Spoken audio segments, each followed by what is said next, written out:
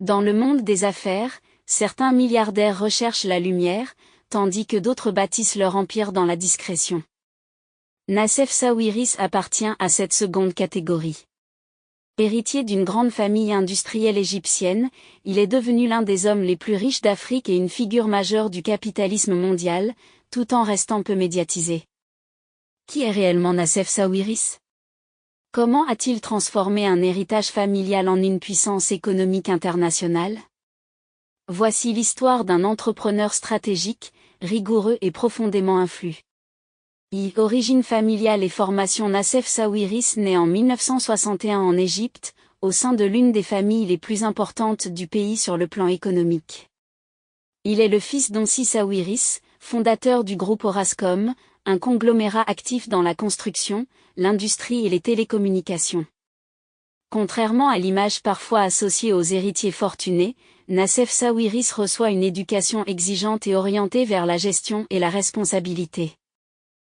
Il poursuit ses études aux États-Unis, où il obtient un diplôme en économie à l'Université de Chicago, l'une des institutions les plus prestigieuses au monde dans ce domaine. Cette formation marquera durablement son approche, analytique, prudente et tournée vers le long terme. 2. L'entrée dans le groupe familial Orascom à la fin des années 1980, Nassef Sawiris rejoint l'entreprise familiale Orascom. Très vite, il se distingue par ses compétences stratégiques et sa capacité à gérer des projets complexes dans des environnements économiques difficiles. Il prend progressivement la tête de la branche Orascom Construction Industrie, spécialisée dans les matériaux de construction, le ciment et les grands projets d'infrastructure. Sous sa direction, l'entreprise connaît une croissance spectaculaire, aussi bien en Égypte qu'à l'international, notamment en Afrique, au Moyen-Orient et en Europe. Une ascension internationale majeure en 2015, Nassef Sawiris joue un rôle central dans une opération stratégique majeure, la fusion d'Orascom Construction Industrie avec les activités ciment du groupe Lafarge, donnant naissance à Lafarge Holcim, devenu par la suite Holcim, l'un des plus grands groupes de matériaux de construction au monde. À l'issue de cette fusion, Sawiris devient l'un des principaux actionnaires du groupe et siège à son conseil d'administration.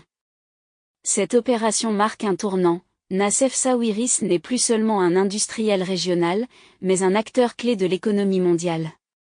4. Diversification et investissement stratégique. Parallèlement à ses activités industrielles, Nassef Sawiris développe une stratégie d'investissement ambitieuse via sa société NNS Group.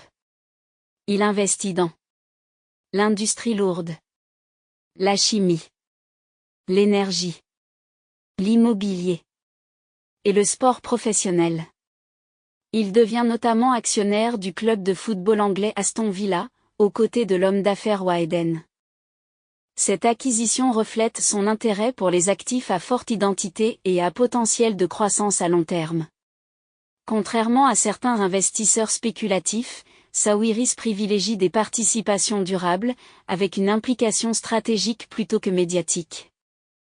Fortune, influence et style de leadership. Nassef Sawiris est régulièrement classé parmi les personnes les plus riches d'Afrique et du Moyen-Orient, avec une fortune estimée à plusieurs milliards de dollars. Mais ce qui le distingue, c'est son style de leadership discret. Peu d'apparitions publiques. Peu d'interviews. Une communication sobre et maîtrisée. Il est reconnu pour son pragmatisme, sa discipline financière et sa capacité à naviguer dans des contextes politiques et économiques complexes, notamment dans les pays émergents. 6. Vie personnelle et engagement. Installé principalement en Europe, Nassef Sawiris mène une vie relativement privée. Il est marié et père de famille, et accorde une grande importance à la stabilité et à la transmission.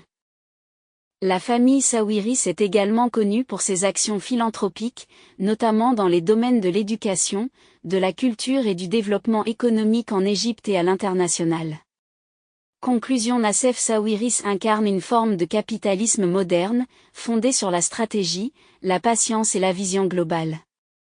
Héritier, certes, mais surtout bâtisseur, il a su transformer un groupe familial en une puissance industrielle et financière mondiale.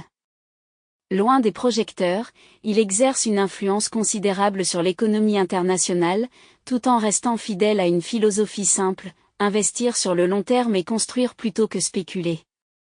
Son parcours illustre qu'au-delà du bruit médiatique, ce sont souvent les dirigeants les plus discrets qui façonnent durablement le monde.